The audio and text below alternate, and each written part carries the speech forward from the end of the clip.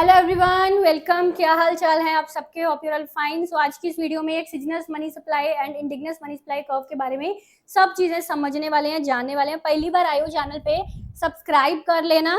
Description में application का link दिया हुआ है जहाँ पे UGC net economics PGT set assistant professor related courses available हैं।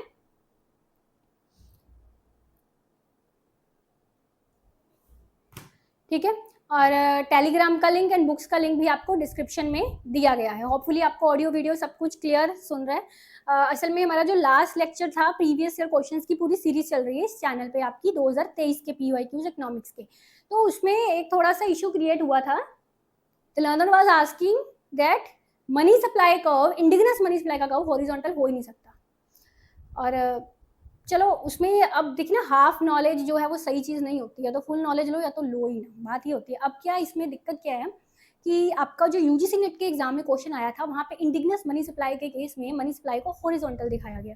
और फ्रॉयन की बुक पढ़ लो, मैक्रो इकोनॉमिक्स या किसी भी सोर्स से आप पढ़े हो, तो दिखाया गया कि जो मनी सप्लाई इंडिजिनस केस में होता है कर्व, वो अपवर्ड स्लोपिंग होता है। तो अब दोनों में से क्या सही है, मैं आपको दोनों केसेस समझाऊंगी, किस केस में क्या होता है, किस केस में क्या, और इसके बाद आपको कोई भी कंफ्यूजन नहीं रहेगी इस चीज में। फाइन, तो एंड तक वीडियो को देखना। ये हमारा जीआरएफ महासंग्राम का कोर्स 4 महीने की वैलिडिटी वाला, जून 2023 के लिए, दिसंबर के एग्जाम के लिए 9 महीनों का कोर्स भी हमारी एप्लीकेशन पे अवेलेबल है। तो लेट्स सी, पहले समझ लीजिए मनी सप्लाई कर्व क्या है। मनी सप्लाई कर्व शो करता है relationship between quantity of money supplied and the market interest rate.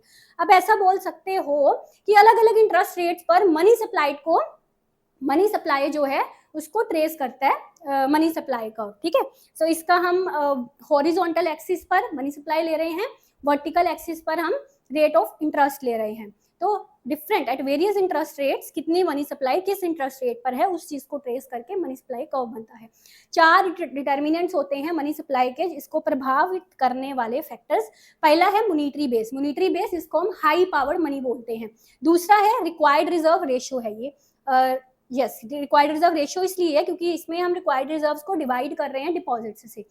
So excess reserve ratio and this is currency deposit ratio, C/D।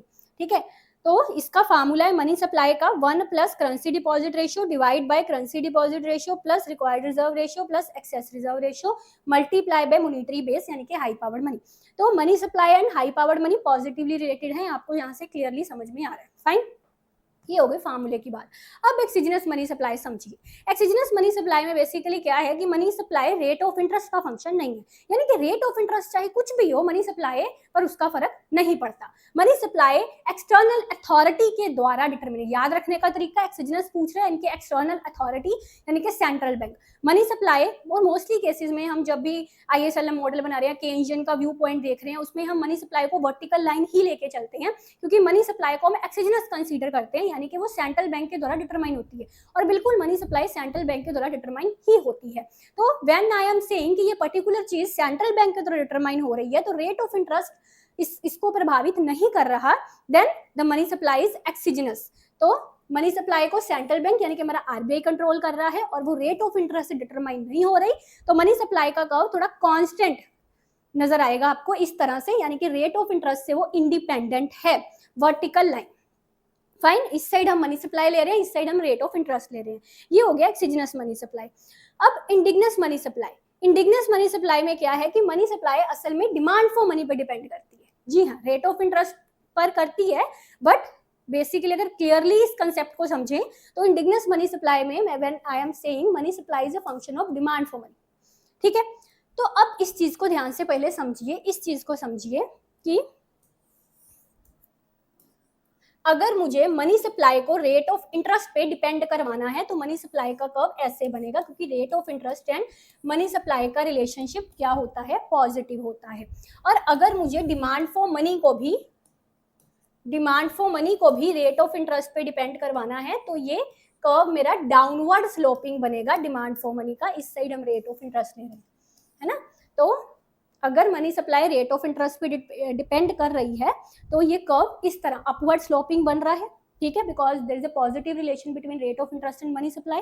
और अगर money demand rate of interest पे determine कर रहा है, जो कि करता है normally, money demand rate of interest पे डिटरमाइन करता है, डिपेंड करता है, तो rate of interest and money demand का रिलेशन क्या है, नेगेटिव है। नेगेटिव देखिए, सिंपल सी बात है, मान लीजिए सेविंग अकाउंट पर जो मुझे इंटरेस्ट रेट मिल रहा है वो ज़्यादा हो गया, तो मैं अपने हाथ में कम पैसा रखूंगी, डिमांड मनी की कम करूंगी, ज़्यादा पैसा बैंकों में जाके जमा करवाऊंगी, तो रेट ऑफ इंटरेस्ट बढ़ने से डिमांड फॉर मनी कम होती है। समझ गए इस चीज़ को?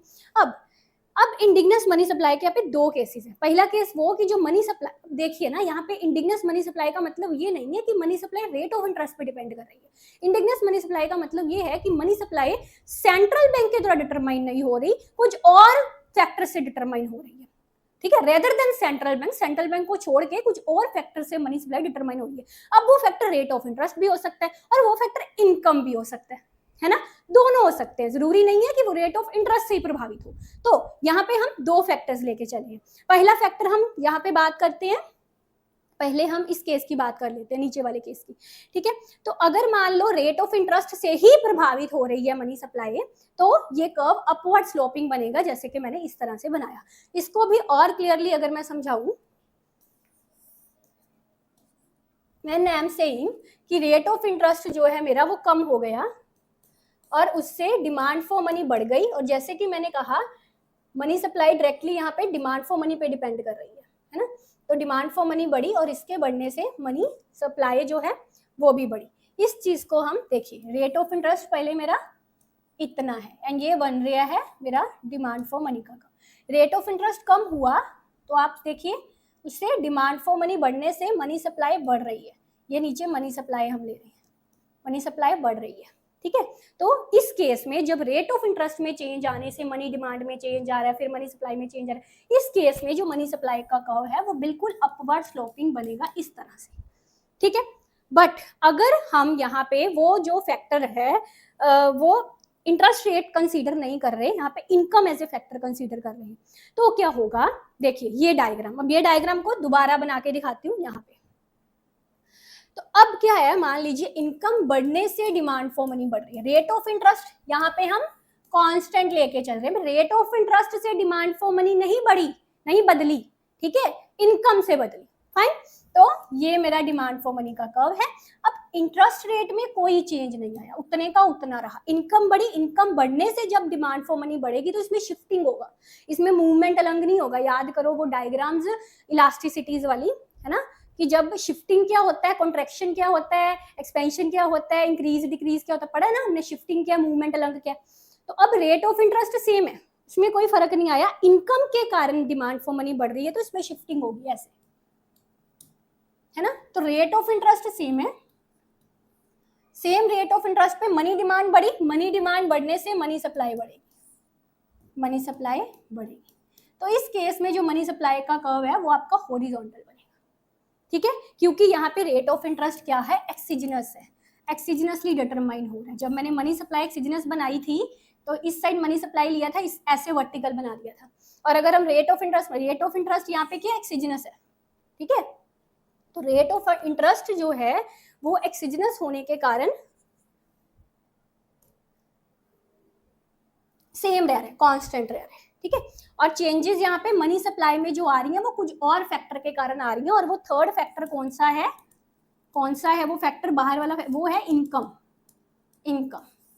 ठीक है। तो क्वेश्चन एग्जाम में आया था, अगर रेट ऑफ इंटरेस्ट एक्सिजिनस है एंड मनी सप्लाई इंडिगनस है, रेट ऑफ इंटरेस्ट को हम कांस्टेंट रख के चल रहे हैं, बदलाव नहीं आ रहा, और जो मनी सप्लाई है वो इंडिगनस है, यानी कि वो सेंट्रल बैंक के द्वारा डिटरमाइन नहीं हो रही है ना, वो सेंट्रल बैंक के द्वारा डिटरमाइन नहीं हो रही, किसी और फैक्टर से हो रही है। तो उस केस में मनी सप्लाई का कैसा बनेगा, हॉरिजॉन्टल बनेगा, ठीक है, because rate of interest is exogenous. समझ गए इस बात को, फाइन। और अगर मान लो आपसे पूछा इस तरह से जाता कि रेट ऑफ इंटरेस्ट भी इंडिगनस है, यानी कि रेट ऑफ इंटरेस्ट में बदलाव आ रहा है, मनी सप्लाई में बदलाव आ रहा है, तो इस केस में फिर मनी सप्लाई कर्व हमारा अपवर्ड स्लोपिंग बनना था, फाइन। और अगर आपसे पूछा जाए कि मेरी मनी सप्लाई ही एक्सिजिनस है, भाई मनी सप्लाई ही एक्सिजिनस है कांस्टेंट, तो इस केस में आपका वर्टिकल लाइन मनी सप्लाई का कर्व बनेगा, ठीक है। अगर आपको अच्छा लगा तो लाइक शेयर करना, कमेंट करना। Thank you so much for watching.